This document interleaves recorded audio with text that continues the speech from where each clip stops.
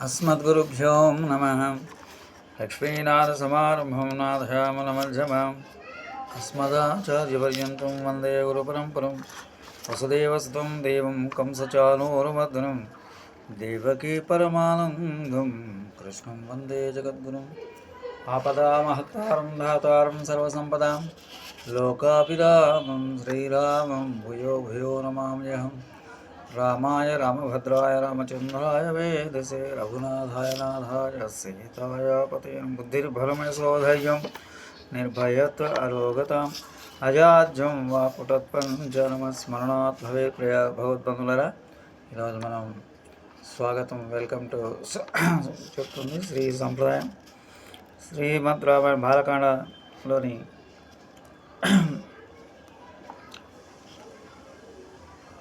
కథను రామకథ అనుసంధానం చేసుకోబోతున్నాం. మరునాడు ఉదయం జనకుడు సకల లాంఛనాలతో విశ్వామిత్ర రామలక్ష్మణులను ఆహ్వానించాడు. వారిని విద్యుక్తంగా పూజించాడు. వారికి ఏ సేవ చేయాలో ఆజ్ఞాపించమన్నాడు. వాగ్విధుడైన విశ్వామిత్రుడు, జనక మహారాజా, నీ ఇంట ఒక గొప్ప ధనుస్సు ఉన్నదని విన్నాం. దశరథపుత్రులు సుక్షత్రియులు వీరశ్రేష్ఠులైన ఈ రామలక్ష్మణులకు ఆ ధనుస్సు చూపించన్నాడు. జనకుడు మహర్షి, మీ ఆదేశం సురోధార్యం. అయితే ఆ ధనస్సును గురించి కొంచెం మనవి చేస్తాను, వినండి. దక్ష ప్రజాపతి శివుని అవమానించాలని అనే సంకల్పంతో అతనికి భాగం కల్పించకుండా యజ్ఞం ప్రారంభించాడు. దానితో కోపించిన శివుడు ఆ యజ్ఞానికి వచ్చిన దేవతలకు ఈ ధనస్సుతో హింసించడానికి సిద్ధమయ్యాడు.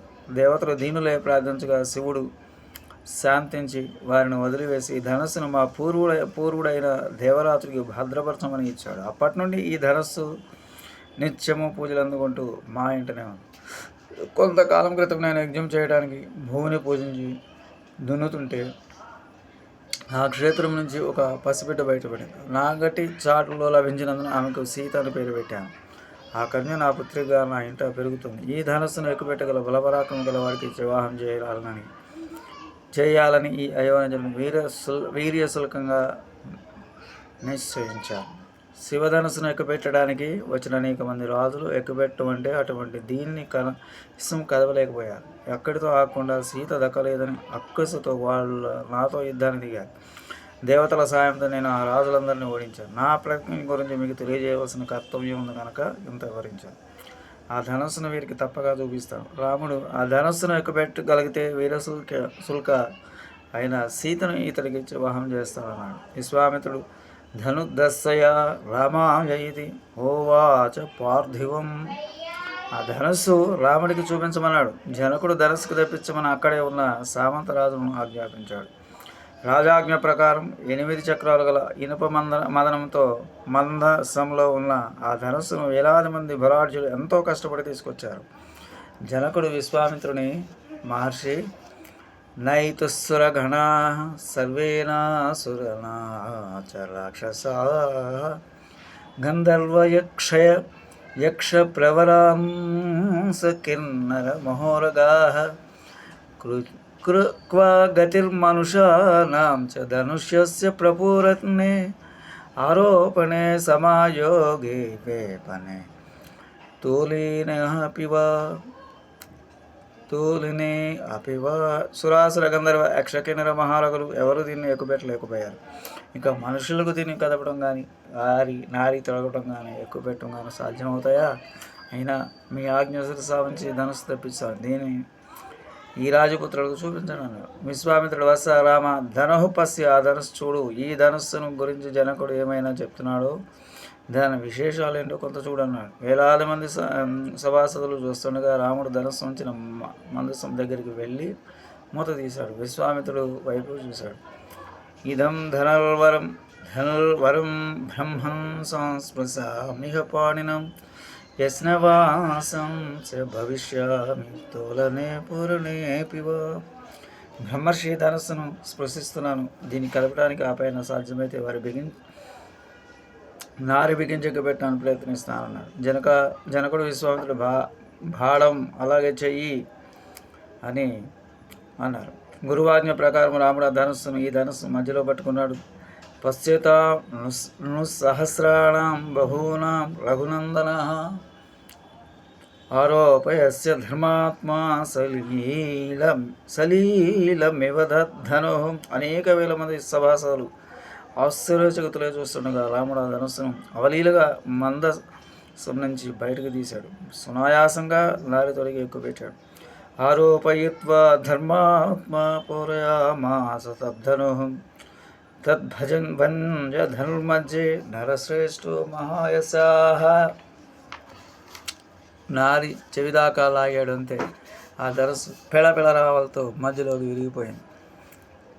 ఆ ధనస్సు ధ్వని భంగధ్వని అనేక పిడుగులు ఒకసారి పడితే వచ్చే ధ్వనిలా ఉంది. మహాపర్వతం బద్దలైన భూమి అదిరింది. ఆ మహాశబ్దాన్ని జనకుడు, విశ్వామిత్రుడు, రామలక్ష్మణులు తప్ప మిగిలిన జనమంతా స్పృహ కోల్పోయారు. కొంతసేపటికి అందరూ కోలుకున్నారు. జనకుడు ప్రమాదభరితమైన మనస్సుతో విశ్వామిత్రునితో ఇలా అన్నాడు: ఈ దాశరథి బలపరక్రమాలను ప్రత్యక్షంగా చూశాను. ఊహకు కూడా అందని సంఘటనను మనమందరం కళ్ళ ముందు చూసాం. నా కుమార్తె వీర్యశుల్క అని నేను చేసిన ప్రతిజ్ఞ నిజమైంది. నాకు ప్రాణ సమానమైన సీతను ఈ రాముడికి వివాహం చేస్తాను. ఈ దాశరథి భర్తగా పొందిన కుమార్తె మా వంశానికి కీర్తి తెస్తుంది. నువ్వు ఆజ్ఞాపిస్తే వేగంగా వెళ్ళగల నా మంత్రులు వెంటనే బయలుదేరి ఈ శుభ సమాచారం అయోధ్యకు వెళ్ళి దశరథ మహారాజును ఆహ్వానం తీసుకుని వస్తారు అన్నాడు. విశ్వామిత్రుడు అలాగే చేయమని చెప్పాడు. జనకుడు మంత్రులు రాత్రింబోలు నిర్విరామంగా ప్రయాణం చేసి 3వ రోజున అయోధ్యకు చేరారు. అక్కడ రాజభవనం చేరి జనక మహారాజు పంపించిన దూతలు వచ్చారని మీ రాజుకు తెలియజేయండి అని ద్వారపాలకులతో చెప్పారు. రాజాజ్ఞ అయిన తర్వాత దూతలు దశరథుని దర్శించి దశరథుడిని అంజలి ఘటించి ఇలా విన్నవించారు: దశరథ మహారాజా, మేము మిథిలాపతి జనక మహారాజు పంపిన దూతలం. నీ మిత్రుడైన మా మహారాజు ధర్మాత్ముడైన నీ కుశలం అడిగారు. నీ ఉపాధ్యాయులు, పురోహితులు, పరిజనం యొక్క కుశలం అడిగారు. విశ్వామిత్ర శతానంద మహర్షుల అనుజ్ఞ పొంది మా ప్రభు జనక మహారాజు మీకు ఈ శుభవర్తమానం పంపారు. మా రాజుగారి కుమార్ సీత వీర్యశుల్కాని లోకవిదితమే కదా మహారాజా.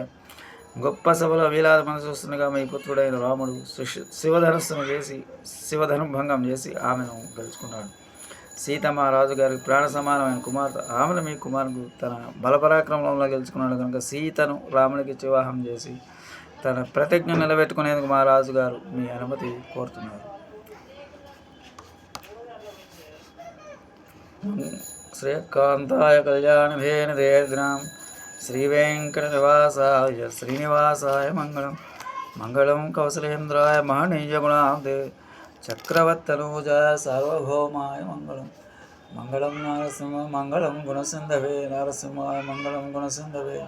మంగళాలాం నివాసాయ యాదార్థీసాయ మంగళం.